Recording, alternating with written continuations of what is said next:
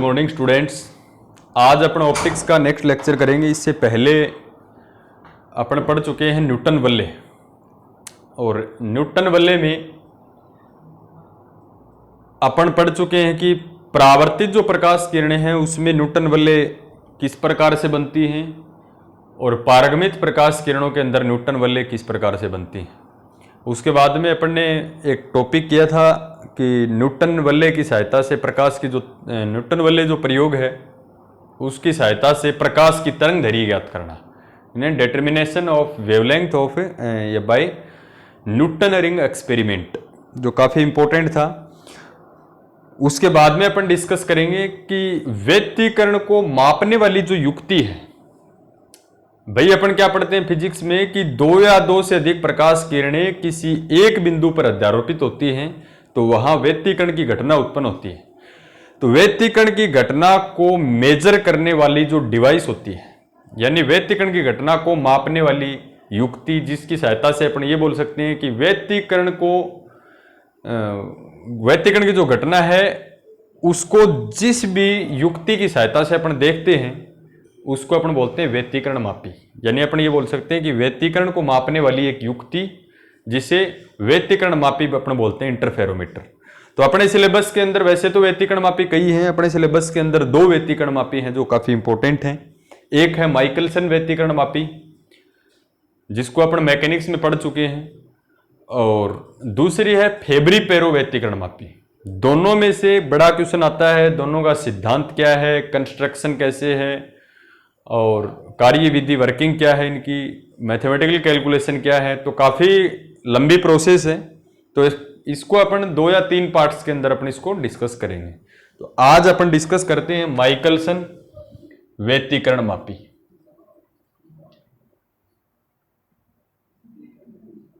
Michelson व्यतिकरण मापी, व्यतिकरण मापी। ये माइकलसन व्यतिकरण मापी एक ऐसी डिवाइस है जिसकी सहायता से अपन लंबाई में संकुचन वगैरह ये भी अपन ज्ञात कर सकते हैं। लेंथ कॉन्ट्रैक्शन है, काल वृद्धि, समय में वृद्धि किस प्रकार से होती है, ये अपन करते हैं मैकेनिक्स में।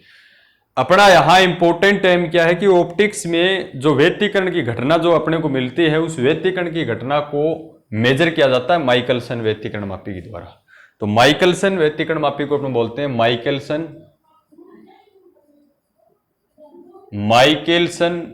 इंटरफेरोमीटर।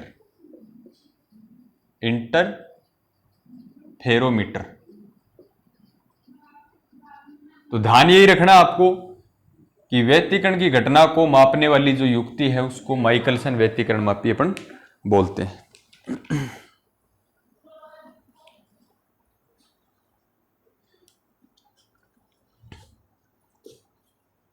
तो सबसे पहले अपन इसका करते हैं सिद्धांत। 1 नंबर जो पॉइंट है अपन इसका करते हैं सिद्धांत।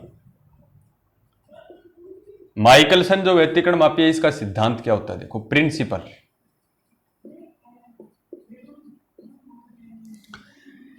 सिद्धांत में अपन बात करें तो इसके अंदर क्या होता है, एक वर्णीय प्रकाश स्रोत होता है जिससे एक ही कलर की प्रकाश किरणें उत्सर्जित होती हैं। जैसे मोमबत्ती की अपन बात करें तो उससे जो प्रकाश किरणें निकलती हैं वो सारी एक ही कलर की निकलती हैं। तो एक वर्णीय प्रकाश स्रोत से जो प्रकाश किरणें आती हैं उनको सबसे पहले उत्तल लेंस के ऊपर गिराएंगे।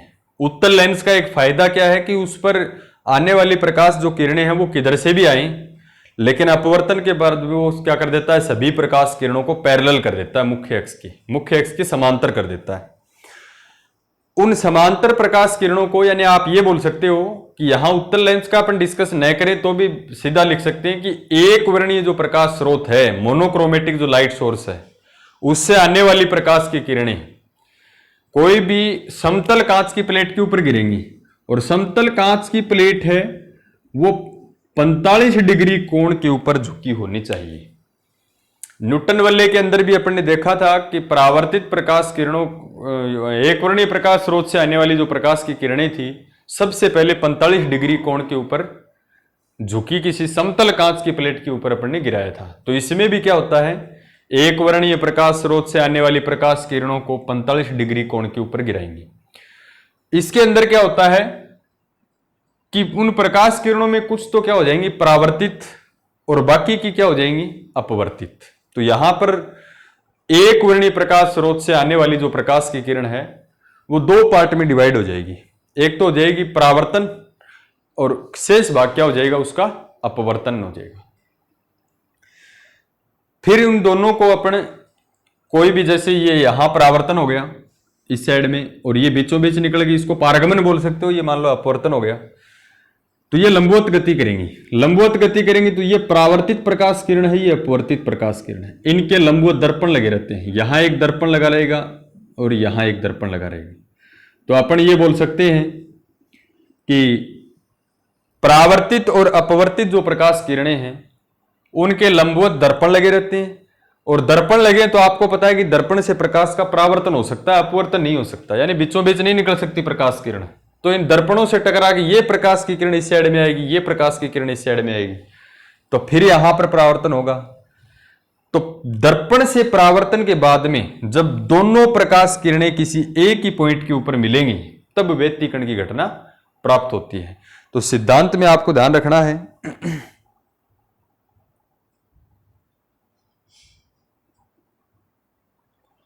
तो सबसे पहले अपन लिखेंगे, बिल्कुल अच्छे तरीके से प्रिपेयर करना है। सबसे पहले अपन लिखेंगे कि एक वर्णीय प्रकाश स्रोत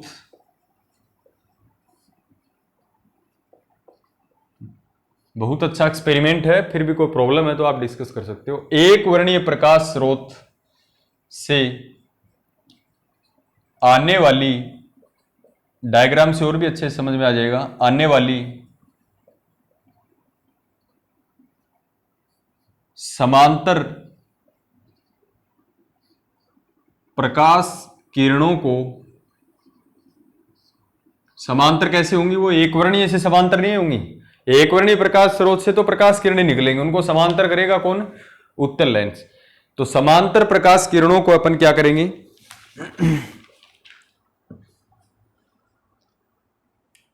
45 डिग्री कोण पर झुकी, यानी 45 डिग्री कोण पर झुकी एक समतल कांच की प्लेट, समतल कांच की प्लेट पर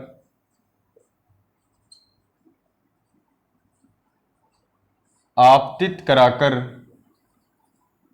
यानी 45 डिग्री कोण पर झुकी समतल कांच की प्लेट के ऊपर अपने इसको आपतित कराएंगे।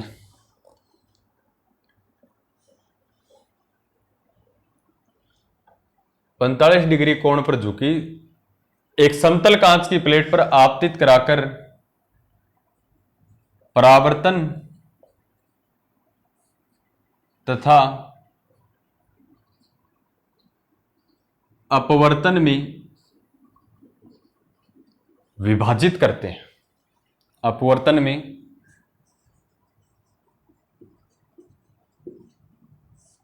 विभाजित करते हैं। देखो काफी इंपॉर्टेंट फैक्ट है।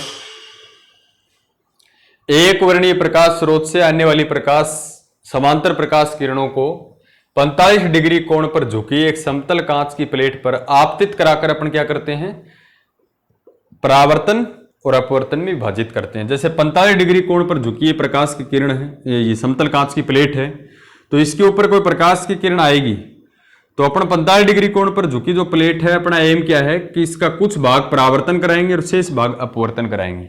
तो 45 डिग्री कोण पर झुकी जो समतल कांच की प्लेट है उससे इसका कुछ भाग परावर्तित करवाएंगे और शेष भाग क्या करवाएंगे, अपवर्तित कराएंगे।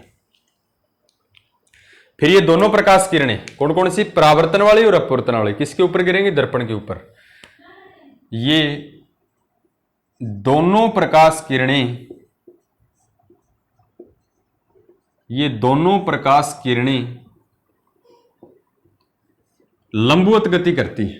कौन कौन सी? अपवर्तन वाली, अपवर्तन और परावर्तन वाली। लंबवत गति करती है। लंबवत का मतलब ये प्रकाश किरणें परावर्तन वाली ऊपर की तरफ जाएगी, अपवर्तन वाली इस साइड में जाएगी, यानी 90 डिग्री के कोण बनाएंगे। तो ये लंबवत गति करती हैं, और लंबवत गति करने के बाद में ये क्या होंगी कि परावर्तित प्रकाश किरण के आगे एक दर्पण लगा देंगे, और ऐसे ही अपवर्तित प्रकाश किरण के आगे एक दर्पण लगाएंगे। तो यानी इनके लंबवत दिशा में दर्पण लगाकर इनको क्या किया जाता है? एक दूसरे पर अध्यारोपित किया जाता है, यानी परावर्तित करा के। और क्या लिखेंगे अपन? इन्हें, ये दोनों प्रकाश जो किरणें हैं, इन्हें इनके लंबवत दिशा में, इन्हें इनके लंबवत दिशा में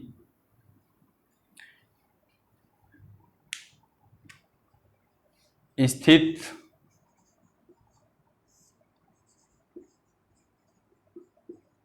दर्पणों द्वारा परावर्तित, दर्पण से क्या होगा? परावर्तन होगा। दर्पणों द्वारा परावर्तित कराकर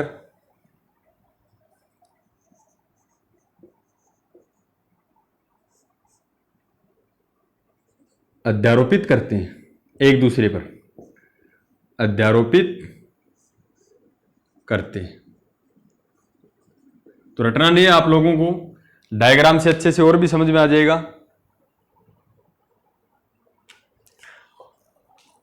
अध्यारोपण हो गया तो व्यतिकरण आ जाएगा। तो इनके व्यतिकरण से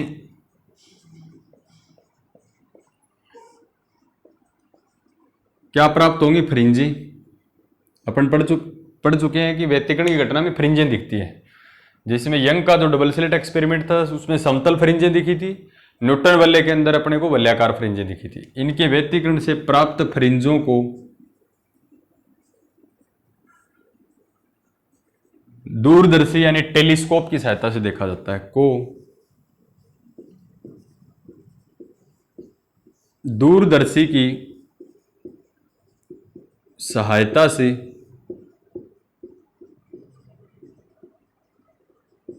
देखा जाता है। तो ये इसका सिद्धांत है, कुछ भी रटने वाला नहीं है। सबसे पहले क्या करेंगे? एक वर्णीय जो प्रकाश स्रोत है उससे आने वाली प्रकाश, समांतर जो प्रकाश किरणें हैं, उनको 45 डिग्री कोण के ऊपर झुकी प्लेट के ऊपर आपतित कराते हैं। क्यों कराते हैं? जिससे प्रकाश किरणें परावर्तन और अपवर्तन के दो भागों में विभाजित हो जाएं। परावर्तन और अपवर्तन वाली जो प्रकाश किरणें एक दूसरे के लंबवत गति करती हैं, लंबवत गति करती तो इनके लंबवत दिशा में दो दर्पण लगा के इनका परावर्तन कराते हैं। परावर्तन के बाद में एक दूसरे पर अध्यारोपित होती हैं, और दो तरंगें जब एक दूसरे पर अध्यारोपित होती हैं तो व्यतिकरण की घटना है वो उत्पन्न होती है। और इसमें जो व्यतिकरण की घटना आएगी तो फ्रिंजें बनेंगी। उन फ्रिंजों को अपन टेलीस्कोप यानी दूरदर्शी की सहायता से देखेंगे। ये इसका सिद्धांत है। उसके बाद में अपन बात कर लेते हैं सेकंड पॉइंट, अपरेटस। बिल्कुल इंपॉर्टेंट लेक्चर रहेगा तो बिल्कुल आराम से करेंगे इसको। देखो, सेकंड है अपना उपकरण। सेकंड पॉइंट क्या है? उपकरण। इसके अंदर जो अपरेटस है वो क्या क्या काम में लिए? कंस्ट्रक्शन भी लिख सकते हो आप, लेकिन एक्सपेरिमेंटल है इसलिए इसको अपन उपकरण ही लिखेंगे। देखो, तो उपकरण के अंदर क्या होता है? मैंने आपको बताया कि एक वर्णीय प्रकाश स्रोत। तो ये अपन ने ले लिया एक वर्णीय प्रकाश स्रोत, इससे प्रकाश किरणें निकलेंगी। प्रकाश स्रोत से आने वाली समांतर प्रकाश किरणें, समांतर कब होंगी? जब इनको अपन क्या किसके ऊपर गिराएंगे? किसी भी उत्तल लेंस के ऊपर। उत्तल लेंस के बारे में मैंने आपको बताया था कि उत्तल लेंस के ऊपर गिरने वाली प्रकाश किरणें अपवर्तन के बाद में क्या हो जाती हैं? समांतर हो जाती हैं। जैसे ये इस प्रकार से समांतर हो जाएंगे। ये प्रकाश जो किरणें हैं ये समांतर हो जाएंगी। बिल्कुल जो इस टॉपिक की जो थ्योरी बनी थी उसी के अकॉर्डिंग करेंगे। आने वाली समांतर प्रकाश किरणें 45 डिग्री कोण पर झुकी एक समतल कांच की प्लेट पर आपतित। ये प्रकाश की किरणें किसके ऊपर गिरेंगी? यहां कोई 45 डिग्री कोण के ऊपर झुकी हुई कोई समतल कांच की प्लेट है,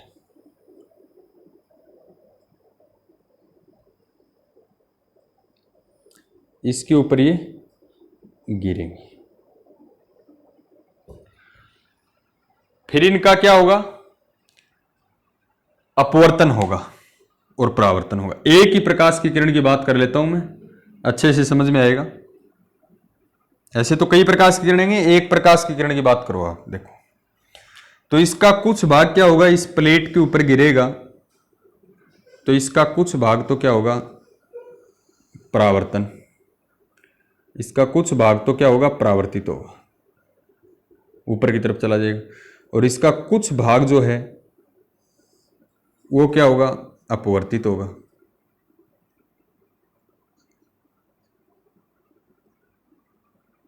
इस डायरेक्शन में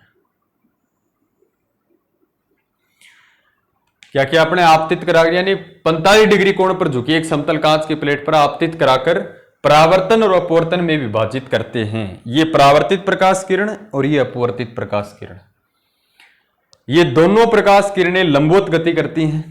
पता चल गया अपने को, परपेंडिकुलर गति करती हैं। इन्हें इनके लंबवत दिशाओं में स्थित दर्पणों द्वारा परावर्तित कराकर, अब इनके आगे लगाओ आप दर्पण।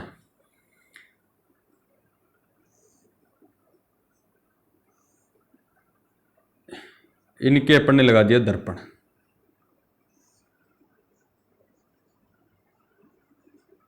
ये पकड़ने का, दर्पण को इधर उधर विस्थापित करने के लिए हुक लगा रहता है।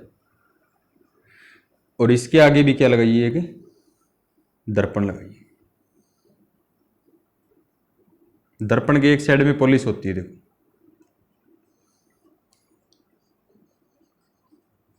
ये दर्पण जो है वो अपन इसको बोल दिया M1, इसको दर्पण को अपन ने क्या बोल दिया? M2। एक मिरर M1, एक मिरर M2। अब अपने को पता है कि दर्पण के ऊपर ये परावर्तित प्रकाश किरण है, दर्पण के ऊपर गिरेगी तो वापस आएगी टकरा के। वापस आने की घटना को अपने फिर परावर्तन बोलेंगे। तो ये इस प्रकार से वापस आएगी। इस साइड वाली प्रकाश किरण इसके ऊपर गिरेगी तो फिर वापस आएगी, क्योंकि आगे दर्पण है दोनों की। अब ये परावर्तित प्रकाश किरण, ये अपवर्तित प्रकाश किरण, लेकिन वापस आते टाइम दोनों ही दर्पण से परावर्तित हुई हैं, इसलिए दोनों को परावर्तित कर दिया। यानी दर्पणों द्वारा परावर्तित। यहां दर्पण लगा है, इससे परावर्तन हो गया, और यहां दर्पण लगा है, इससे परावर्तन हो गया। परावर्तित कराकर अध्यारोपित करते हैं एक दूसरे को। ये इस साइड से आएगी और ये इस साइड से आएगी, दोनों एक ही पॉइंट के ऊपर मिलेंगी, तो अध्यारोपण की जो घटना है वो प्राप्त होगी अपने को। व्यतिकरण की जो घटना है वो प्राप्त होगी इस प्रकार से। ये इस साइड में जाएंगी, ये दोनों प्रकाश किरणें एक ही बिंदु के ऊपर अध्यारोपित होंगी। एक ही बिंदु के ऊपर अध्यारोपित होंगी तो व्यतिकरण की घटना उत्पन्न होगी, और व्यतिकरण से जो फ्रिंजें प्राप्त होंगी उनको टेलीस्कोप से देखेंगे अपन। तो यहां इसके अंदर लगा रहता है टेलीस्कोप, दूरदर्शी।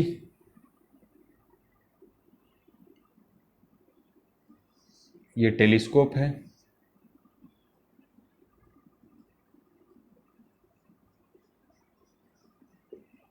इसको लिख दिया अपने टेलीस्कोप टी। तो ये एक्सपेरिमेंट है। ये एक वर्णीय प्रकाश स्रोत S, एक वर्णीय प्रकाश स्रोत मोनोक्रोमेटिक लाइट सोर्स, ये है उत्तल लेंस L,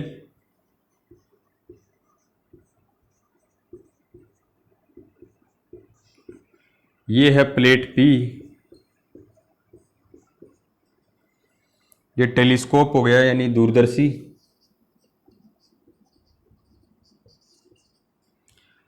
और ये मिरर, मिरर को हिंदी में दर्पण, ये हो गया दर्पण,